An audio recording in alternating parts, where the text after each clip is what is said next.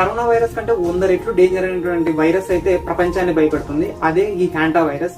ఈ hanta virus ఎక్కడ బయటపడిందంటే MV హ్యాండేస్ అనే క్రూజ్ షిప్ లో 149 మంది ప్యాసింజర్స్ తో అర్జెంటీనాలో ఉషువాయా నుంచి అంటార్కిటికా అయితే ఈ షిప్ బయలుదేరడం జరిగింది. అందులో ఒక 70 సంవత్సరాలు ఉన్న వ్యక్తికి ఈ శ్వాస తీసుకోవడంలో ఇబ్బంది, తీవ్రమైన జ్వరం అయితే రావడం జరిగింది. ఈ లక్షణాలు వచ్చిన 5 రోజుల తర్వాత అతను చనిపోవడం జరిగింది.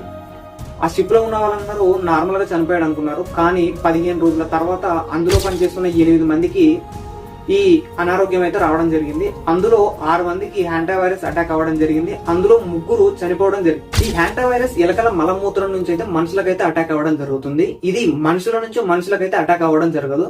కానీ ఇందులో ఇంకో వైరస్ అయినటువంటి యాంటా వైరస్ అయితే మనుషుల నుంచి మనుషులకైతే అటాక్ అవ్వడం జరుగుతుంది. ప్రస్తుతం అటాక్ అయిన వైరస్ అయితే ఇదే. ఒకవేళ ఈ వైరస్ అటాక్ అయితే ఎక్కువగా జ్వరం, శ్వాస తీసుకోవడంలో ఇబ్బంది, ఊపిరితిత్తుల సమస్య వచ్చి విత్ ఇన్ డేస్ లో అయితే చనిపోవడం జరుగుతుంది. దురదృష్టశాతం ఏంటంటే ఆ షిప్ లో మన ఇండియన్స్ అయితే 2 పనిచేస్తున్నారు. వాళ్ళకైతే ఈ వైరస్ అటాక్ అవ్వలేదు. కానీ వాళ్ళని క్వారంటైన్ లో పెట్టి మానిటరింగ్ అయితే చేస్తున్నారు.